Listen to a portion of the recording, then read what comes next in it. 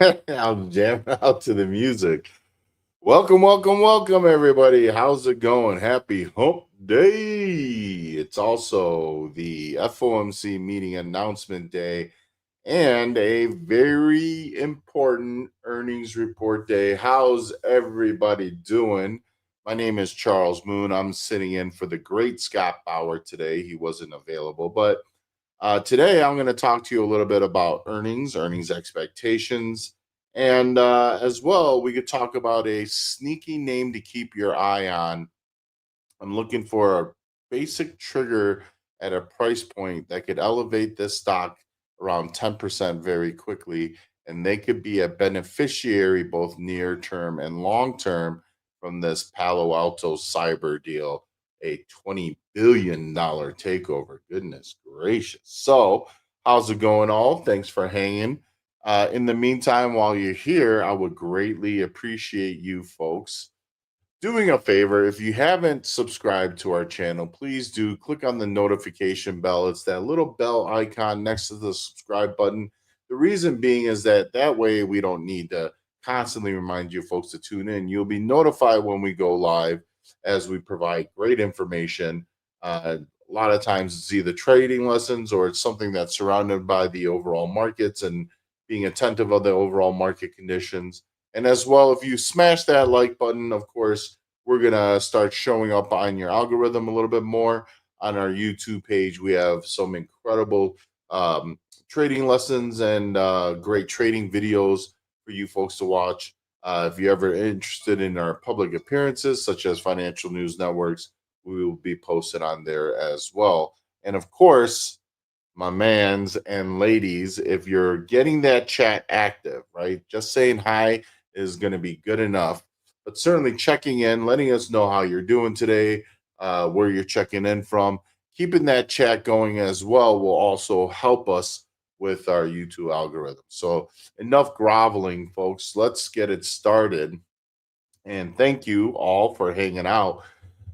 Well, let's talk about the ever so important FOMC meeting announcement. I actually just spent the last hour with my AI trading room kind of discussing the ramifications of this particular meeting. Now, it's widely projected, right? We're at a 97% certainty that the Fed is not going to make any policy decision, meaning no rate cut.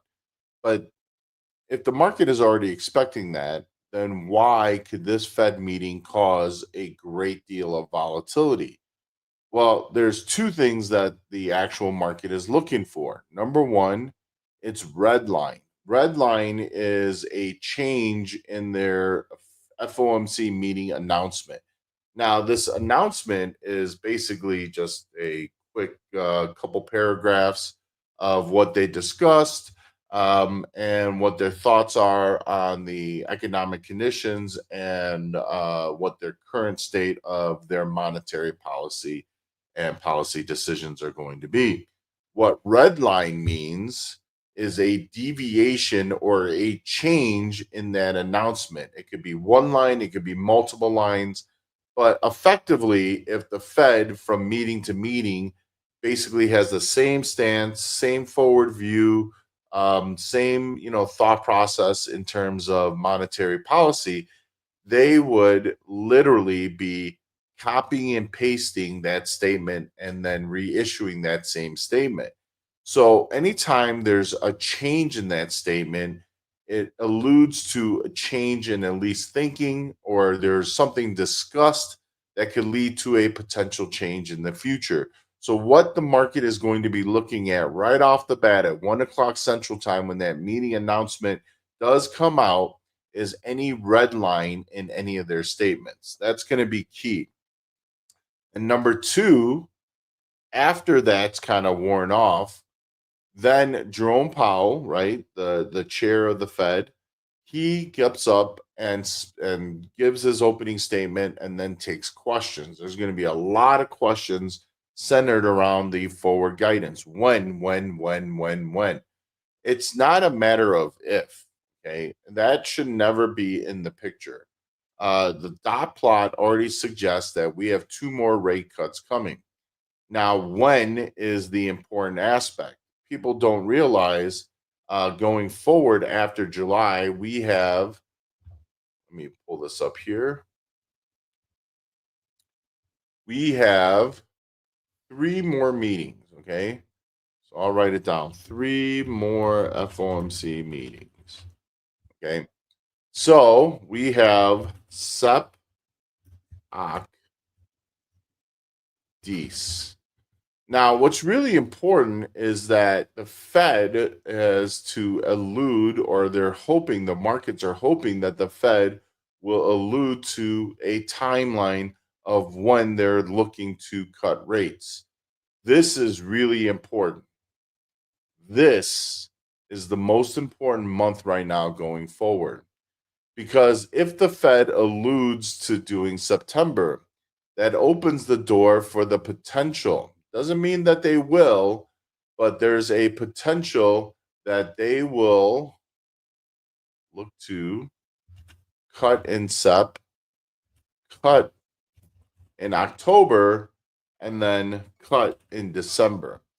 So, why is that important? Because we're projected to have two cuts, but now that opens the door for potentially three rate cuts.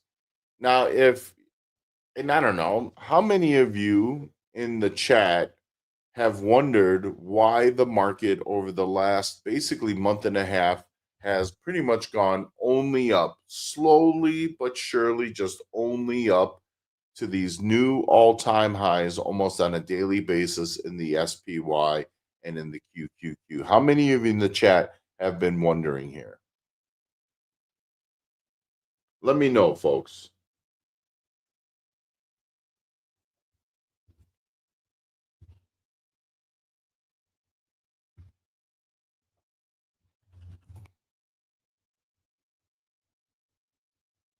Oh, UPST just like pop.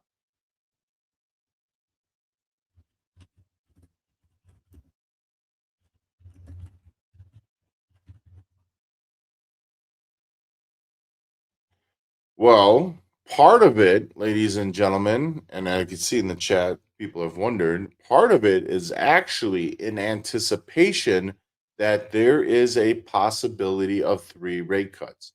Listen, we have heard Trump go on the microphone for the last 2 months. Fed needs to cut rates. Fed needs to cut rates. I don't know what the Fed is doing. Fed needs to cut rates. We need to cut rates. This is what's going to help offset tariffs. Fed needs to cut rates, right? This is really important. So, what the market is actually anticipating right now and has been pricing in is not the fact that we're going to get three rate cuts, but it's called hopium. They're pricing in the possibility of three rate cuts. Having that possibility is more than enough for this market to remain in a risk on fixture. So imagine the market disappointment if the Fed alludes to October. If they allude to October, okay, so we now have SEP, right? We will have October, and then we have DECE. Well, if these are the only three meetings that are remaining, and we now take out September and we only have October and December left for the year, that means for sure that we only have a maximum possibility of two rate cuts for the rest of the year, which has been suggested. That's what the dot plot has been saying. However, even with the impending rate cuts, which would be perceived as bullish, this would actually cause a negative reaction in the markets. This would cause a reason to go risk off. Now, it may not cause a significant and dramatic drop. I would say the initial reaction would be pretty sharp. Then we would progressively move down, but that's the key. We are pricing in hopium. We are hoping or pricing in the opportunity of introducing one more additional rate cut, which would be perceived as very bullish. Now, that's the flip side. If the Fed alludes to, well, we're now strongly considering September, I have a feeling this market may jump 2-3% on that news because of the word hopium. Say it with me, folks. Oh, whoops, whoops, whoops. Say it with me. Hopium. You take away the H, you know how addictive that is. And that's the honest to God truth. The market is a forward thinking environment. Okay. For those that don't know, what stock prices are, what the markets are a reflection of future valuation, not current valuation, but future valuation. And so right now, the market is in this anticipatory mode of hoping that we're going to get three. If we get three now, heck, we're only pointing to possibly 2 to 3 more cuts in 2026. Well, if we do three now, maybe we'll get 3 to 4 instead of 2 to 3 in 2026. Why not? All of these things would be a very bullish development. So, this is why this meeting is important. It's because if the Fed alludes to September, markets will explode. They allude to October, the markets will drop sharply. Now, what if they don't allude to anything and we're still in this, we're waiting on the next form of economic data and we will make our decision then? Then that means the exuberant importance of things like the PCE report, which is the key inflation report that the Fed looks at, and then the jobless claims report, and then the NFP report, which all, by the way, the PCE and jobless claims is tomorrow morning, and then the NFP or non-farm payroll is going to be on Friday, is going to be compounded in terms of importance. While we haven't really had too big of a reaction to jobless claims numbers as of late, I assure you how those reports will come in tomorrow and Friday is actually going to cause a bit of volatility. And we know that the volatility is going to be greater if we go down because of how elevated we are. So, this is something that the market is going to be just ears to the floor, waiting to see what is going to be said in the initial statement and what the Fed or Fed chair is going to say right at his press conference. Okay. Now, let's bring into the equation earnings. This is where trading could get really crazy over the next 2 days because Microsoft and Meta are two companies that combined can shift this market anywhere from 1.5% to 3%, depending on how they report.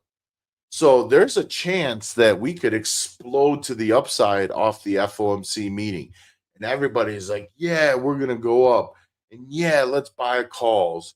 And then after the close, Microsoft and Meta report. And then next thing you know, both are down 5%. And the market is now down 3%. And all that exuberance is now met with disappointment because your calls are going to be pretty fried as the entire market is getting pulled down by these stocks. Now, if you're wondering how that happens, it's because of the market cap, right? Microsoft and Meta. We're talking about top 3, top 5 names in both the S&P 500 and in the Nasdaq, even greater in the Nasdaq in terms of weighting. And effectively, folks, so far this earnings season, we have seen some of the more bullish names like STX actually move down on earnings. But let's look at the powerhouse names that have reported so far: Netflix, Google, and Tesla. Well, I'm going to pull them up here. Let's start with Netflix, folks. Since earnings, right, they have gone down and remain down. They are not strong. They're up a little bit today. Good for them. But since their earnings date, ladies and gentlemen, all they have done is work lower. Now, what's positive on Google was that Google actually was up off of earnings, but they proceeded to drop like a rock. They dropped $8. They're up around $3, $4 off of earnings, and then they dropped $8. They're only starting to recover. So that at least is a positive sign. And Tesla, another powerhouse name, a highly anticipated name. Well, that's what they did on earnings. They melted down and they've been fighting to get back, but still haven't recovered. If you're wondering where they were, they're where this circle is right here.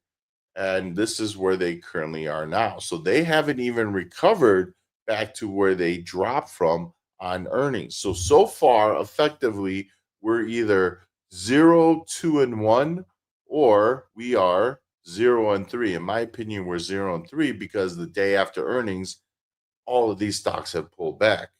So this is where things could get extremely shaky all across the board. And again, with names like Microsoft, which I believe is the number one weighted name since Apple is now down. There, I think Microsoft and I think Nvidia is now up there as well. Their market cap is very significant. And guess what? The problem is that when stocks are trading at or near all-time highs, if I pull up Microsoft here, well, what do you think Microsoft? Microsoft's at all-time highs.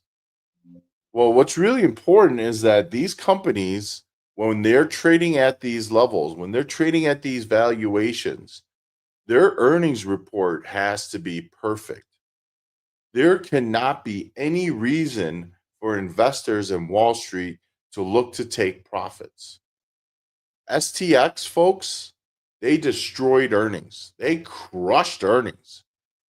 It wasn't even close. The estimate numbers that came out in terms of EPS and sales, well, I mean, STX beat those pretty handily, but they were down 5%. Why? Because it wasn't the perfect earnings report. And that's the thing. When we trade at these elevated levels, folks, if there's any reason to go risk off, it's more likely that these companies are going to work down than up. Now, again, there's a difference between STX and Microsoft. We're talking about one of the most powerful companies in the world.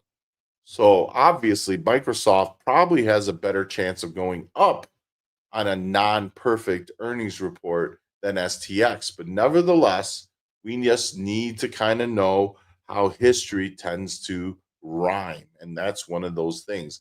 You could see we're not that far off of all-time highs in Meta.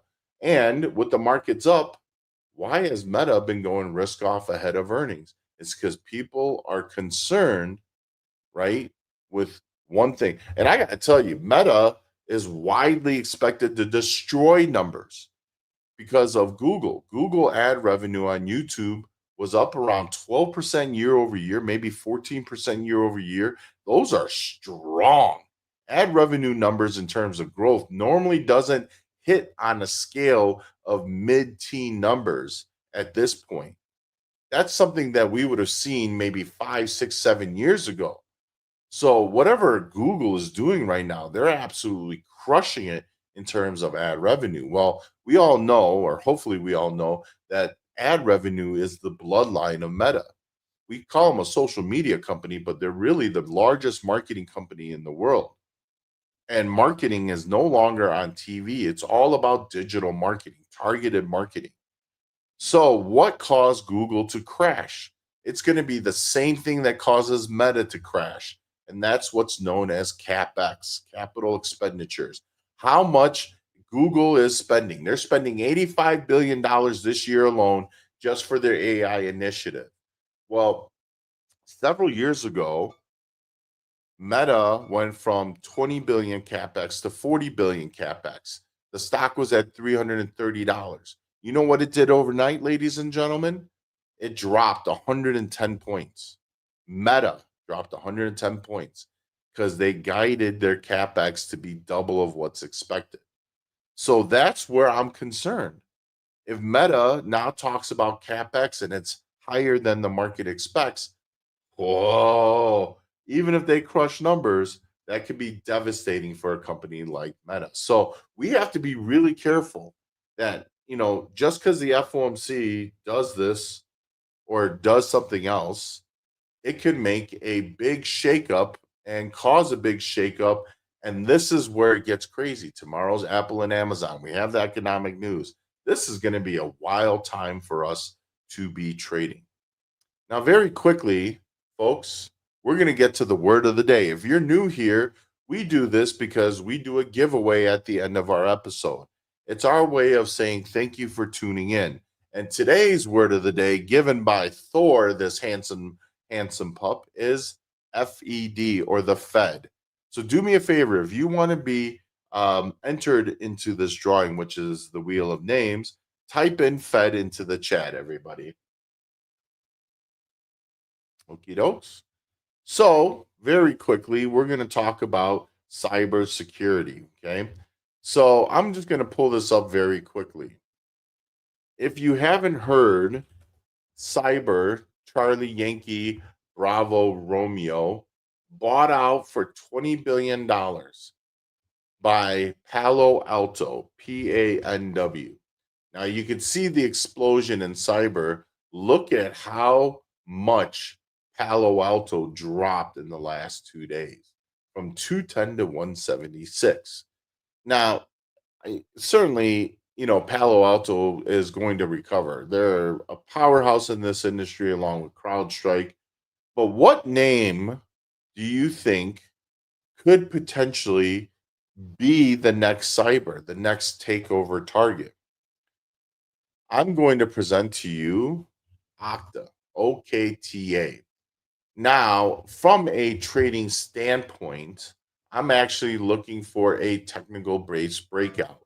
I think anything above this 203 price, but really we could even say something like right here at, I'm sorry, not 203, 103, but we could even say this 102 price could trigger a pretty gnarly breakout.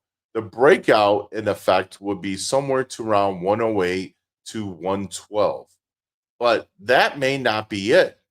This recent deal may actually intrigue Wall Street retail traders, saying, who is the next?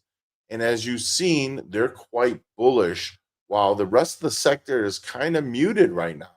So they're starting to stand out, in my opinion, on this deal. And if they start having this technical breakout through 103, I think the upside is near term right around 109 to 110, and perhaps a slowdown point right here at 112. But once it clears 112, look at how much open space. There's no obstruction, no technical indicators that come into the picture. And there's a huge gap to fill. Now, if you're not sure what a gap fill is, that's the large discrepancy in price overnight. Usually it's triggered by either news or it's triggered by earnings. In this instance, OKTA, Oscar Kilo Tango Alpha, they closed at 125 and they opened the following day at 109. So there was a $14 gap, $15 gap overnight in difference in pricing. So when these stocks, which this one gapped down and moved down, start to get into a recovery mode, market participants look at this as a price target to take profits. It's a very transparent level that is viewed by both bulls and the bears in the stock. And what's really important is that when Okta starts showing signs of life, like they're doing right now, and from a technical standpoint, let's talk about it. Look at how right here, where my yellow line, that's been a suppressive indicator that has knocked this stock price back down. So if you look here where this green line is, notice that now Okta is using this as their new floor. Support is now finding this stock price as it's climbing higher. This floor is going higher with this stock. From a technical standpoint, the RSI is now breaking out of a key zone that it needed to recover. So signs of life are starting to be shown. And when signs of life starts to be shown, more and more eyes, more and more attention goes onto this name. And as it starts getting frothier and frothier, it starts bringing in more and more buyers in anticipation that we are going to the very transparent price target range of the gap fill. And as things get more bullish, well, once we start clearing all of these key levels and hurdles that could potentially stand in the way, eventually sellers are like, I'm not going to try and short the stock or touch the stock until it fills that gap. So now we're looking at a possibility of a stock going from 103 upwards of around $122, $124 in the near term. Keep OKTA, I'll write it out on the chart. Keep OKTA Octa on your radar here in the near term. Okay, everybody? All right. So the wheel is now closed. I need to find the wheel. Where is the wheel? Mr. Clark, do we have the wheel? He said, hold on. The wheel is closed. Holy cow. We have Prosper Training Academy seeing it twice. He's going to get these names going in. Now, I just want you to keep this in mind. If you're familiar with the stock, you already know the price point and price movement the stock can have. In fact, I've been doing this little Thursday to Friday YOLO deal, and we've captured this move. Imagine those contracts, folks, went from 50 cents to around $4.50. How would you love that kind of return? So, again, just to kind of follow up here, I want you to understand exactly what expectations are this week. Expectation is that we could see a lot of volatility. Does that mean we're going to? Listen, the Fed could easily say, we're not sure, we're waiting, market doesn't know what to do. Usually at that point, it's more risk off than risk on. Earnings for Meta and Microsoft could be really muted instead of a huge move. Meta's projected to make a $40 move. Maybe they only move $5, $10. They may swing 40, but it may only end up being plus minus $5 from the closing price. And then the data, maybe the data is just on point. Nothing is giving us an indication on the data. And then Apple and Amazon have a very, I don't know, boring earnings report. So it's very possible that the rest of this week, right, we're at the end of the month, all of this is happening, that it can be really stagnant. But I highly doubt it. I think that we're going to see things start to spark up this afternoon. We'll definitely see things spark up after the close. And then tomorrow and Friday are going to be really, really important days in the near term because of the economic data. And that importance could be determined by what the Fed and most notably Jerome Powell says today at 1:30 Central. All right, folks, are we ready? Are we ready for the wheel of names? Let me know, folks. Here we go. Da, da, da, da, da, da. And I'm going to pull this on screen for full transparency. All right, everybody? So, ladies and gentlemen, today's winner is.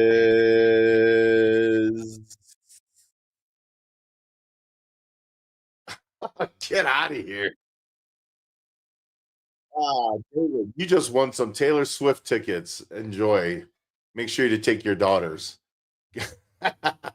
Dave Roberts, please contact Prosper Swag at prospertrading.com for your Taylor Swift tickets. I'm joking. It's probably going to be a t shirt. David, well deserved. Congratulations. And folks, I just want to say thank you for your time. Buckle in. Things might get really crazy in the markets. I hope this episode at least helps you understand what expectations are, what to look for. And then do me a favor, keep Octa on your radar here in the near term. It could get really tasty here. And with that, folks, I'm out of here. Peace and love. Until next time, trade well, everybody.